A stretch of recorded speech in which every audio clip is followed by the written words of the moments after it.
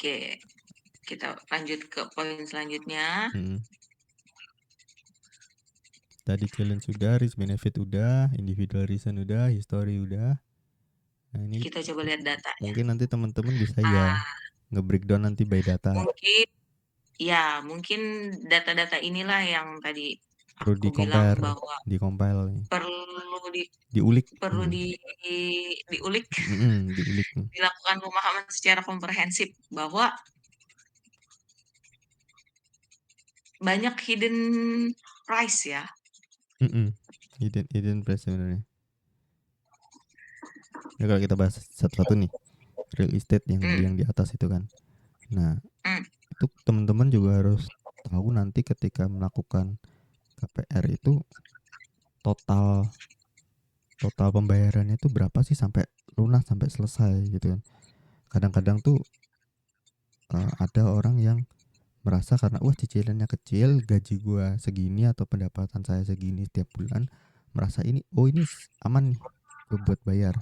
Bank juga udah bilang sehat kok, ini saya kredit saya dengan income sekian gitu kan. Yang namanya bank ya dia nggak mau menolak uang dong.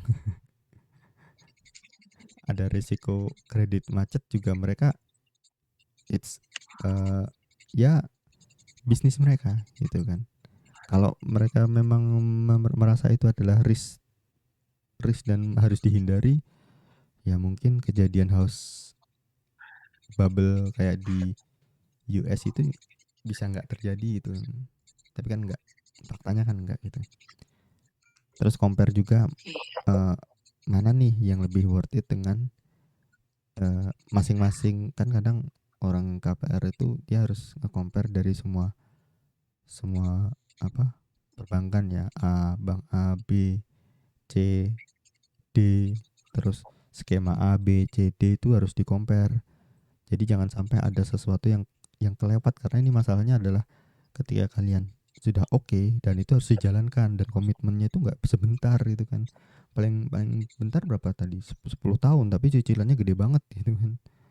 25 tahun gitu, panjang gitu. Teman-teman harus pahamin itu, apalagi buat buat kalian yang awal masuk kerja terus merasa, wah gue punya gaji, gue mau nyicil KPR nih supaya nanti gue punya rumah gitu. Nah itu harus diulik lebih dalam, jangan jangan permukaannya aja, termasuk dengan data-data cicilannya nanti seperti apa. Karena ada juga loh yang kayak dia bayar cicilan itu, yang dibayar itu bunganya, bukan bukan pokoknya, jadi kayak nggak habis-habis nih cicilannya, kayak nggak habis-habis itu. Terus kalau ada opsi yang di bawah nih, DCA Bitcoin yang tadi gitu kan, ada alternatif lain DCA Bitcoin atau teman-teman. DCA itu apa ya? DCA itu dolar, sebenarnya ini ngambil istilah dari orang itu ketika beli stok ya dulu, beli stok atau saham gitu kan.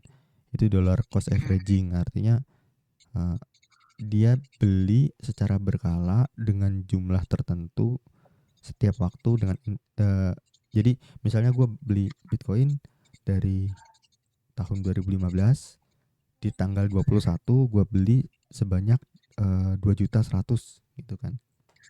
Ya udah, tiap tanggal 21 tiap bulan gue akan spending 2.100.000 berapapun harga Bitcoin saat itu.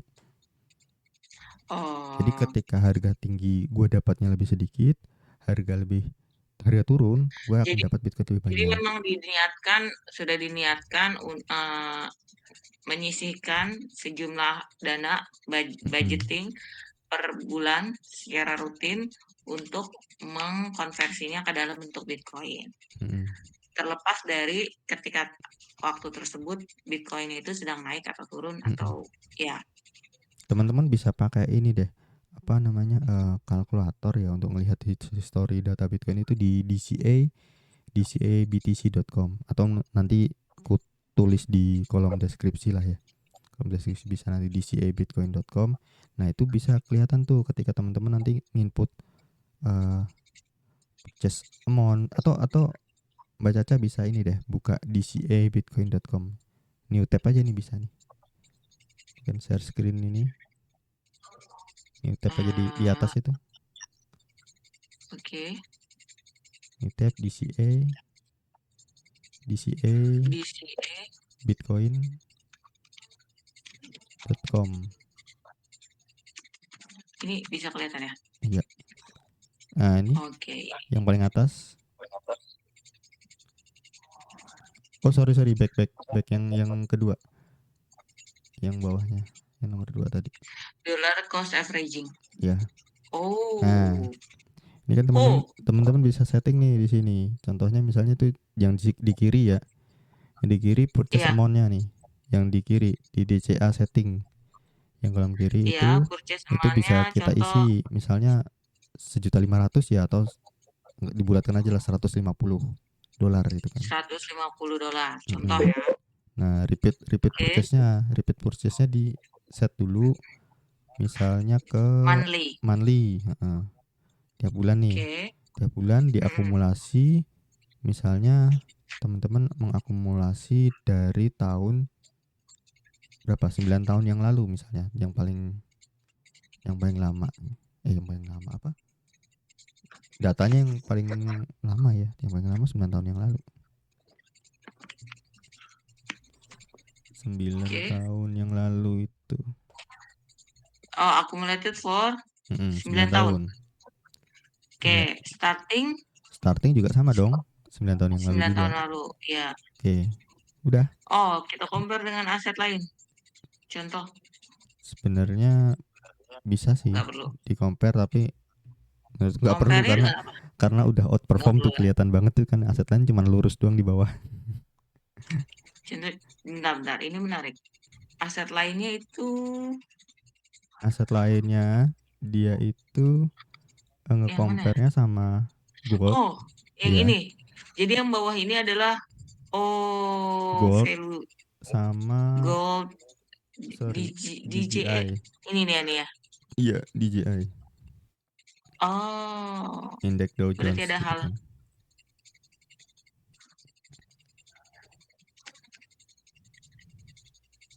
Coba kalau apa? Itu skalanya aja sih, kalau skala logaritmik kan. Jadi maksudnya jika dimulai dari 9 tahun yang lalu, setiap bulannya menyisihkan $150 setiap bulan, dan kita convert ke dalam bentuk Bitcoin, maka ini dihilangin dulu deh yang compare other assetnya, itu dihilangin dulu. Oke, biar Dino ini aja dulu ya. biar kelihatan. Nah, itu kan teman-teman yang di kiri atas di total invest itu ada 16.200 ya. 200 ya. Dengan $150 per bulan selama 9 tahun ya. 16.200 itu sekitar 16.200 ya. Sekitar 261 juta kan. Udah banyak nih. Banyak banget. 261 juta. Akhirnya sekarang nilainya jadi 554.630 dolar, atau sekitar 8,9 M. 8,9 miliar gitu ya. Beli tiap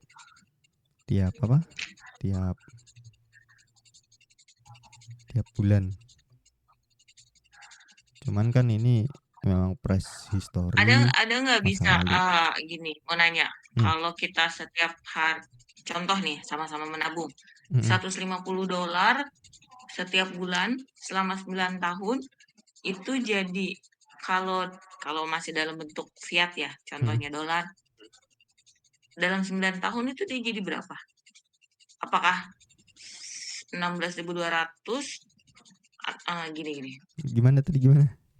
150 dolar per bulan. Nanti selama 9 tahun. Value-nya nominalnya tetap 16.200. Cuma kalau bentuknya dalam currency dolar, tentu saja value-nya akan berkurang karena dia mengalami inflasi, gitu ya. Jadi berkurang. Kalau 16.200-nya ini dalam bentuk gold, compare to asset.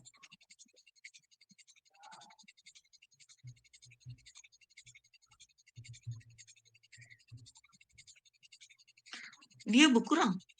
Wah. Nggak berkurang dong. Itu kan yang gold yang baris kedua Oh, itu. iya. Tapi Oke. naiknya 42% gitu. Jadi kalau dalam bentuk uang fiat, misalnya kita total $150 per bulan Itu selama 9 tahun. nggak fiat sih itu. Yang di bawah itu DJI kalau nggak salah, Dow Jones Index itu loh. Indeksnya US. Oke. Jangan ada DJI. Gold aja Mm-mm. coba. Kalau dijadikan gold, setara dengan value-nya 123.000. Mm-mm. Atau naik 42% gitu kan. Yang kanan 42%. Iya. Nah, sedangkan Bitcoin itu naik 3000%. Tapi ini price history yang di masa lalu banget ya, ibaratnya orang itu Yang sudah skeptikal terjadi masih. ya. Skeptis masih Bitcoinnya. Skeptis terhadap terhadap Bitcoin gitu loh. Bukan kayak yang sekarang.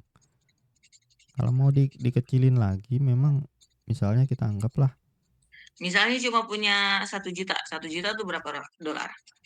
hmm, $100. sekitar Anggaplah ya 100. anggaplah 100 lah ya. Walaupun itu 1.600.000 kan kalau sekarang.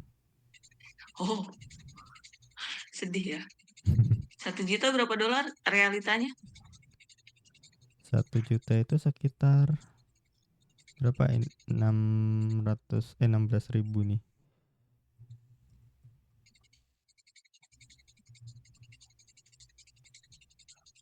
Berapa Agak satu sedih ya. juta pas?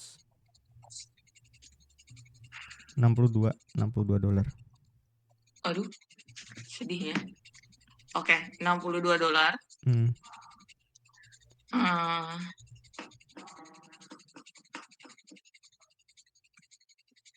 setiap bulan.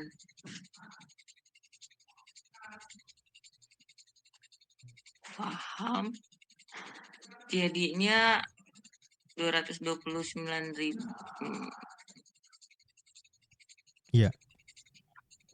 Tapi ini ekstrim ya, ekstrim. Maksudnya gini, ini kan kita masih pakai span waktunya itu sejak tahun 2015-an ya, 2015-an. Nah, Mhm. itu kan conviction orang-orang tentang Bitcoin kan masih kecil, masih sedikit, masih Ya. skeptis gitu kan. Anggaplah tahun 2020 deh. 2020 orang-orang pasca pandemi Bitcoin naik tinggi banget itu kan, hampir 1 M dulu kan. Nah, sampai Mhm. sekarang kita ubah tuh waktunya akumulasi. Akumulasi kita ubah 5 tahun, 4 tahun sorry, 4 tahun. 4 tahun. Nah, Starting kan pas tuh 4 tahun yang startnya lalu. di 2020-an kan, atau nah 2020-an ya. Oh. Nah, itu aja, itu aja ya. Kita masih masih profit tuh. Kalau secara secara value fiatnya ya. Coba ke atas, Definisi scroll ke definisi atas. oh, ini nih kalimatnya ya. Nah, itu masih naik 143% gitu loh. Wow. Yang mana kita membelinya atau mencicil atau menabungnya itu sejak orang-orang sudah punya conviction tentang Bitcoin, kita udah bisa beli Bitcoin dengan sangat mudah dan lain sebagainya, itu udah 4 tahun yang lalu, udah 4 tahun yang lalu. Paham. Dan ini aja jika di compare ke aset yang lain masih outperform gitu loh. Lu beli emas, ya oke, it's okay, 13% tapi lu dapatnya. Kalau teman-teman di Bitcoin maksimalis itu Di sini eye opening. HF Cukup terbelalak ya. have fun and stay poor lah ya lu, kalau kalau tetap stay on Have, fiat gitu. Have fun and stay poor. Staying poor. have Staying fun poor. and stay poor ya. Mm-mm. Jadi nggak make sense ini kan sebenarnya angkanya. Lu punya 3 hal untuk di compare, tapi kok yang nomor satu outperform banget gitu loh. Padahal orang-orang kan bilang wah Bitcoin itu volatilitasnya tinggi, volatilitasnya sangat sangat sangat ngeri gitu kan, sangat wah lu bisa turun asetnya 80% lah. Data ini bisa kalian validasi sendiri, cari harganya di tiap time frame, tanggalnya ya, inilah 143%. Sekarang lu bagi tuh 143% dibagi berapa, 4 tahun. Nah, anggaplah berarti kan sekitar 30 berapa itu, 100 143 143 dibagi 4 tahun 143 34, bagi 4 35% gitu kan.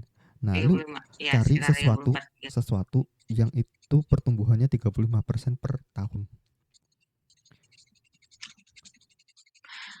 Oke, menarik.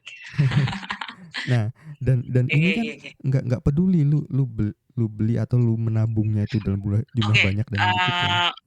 kembali contoh kayak tadi, misalnya kan income 10 juta, terus untuk tempat sewa, taruhlah sewa tuh berapa 20% gitu kan.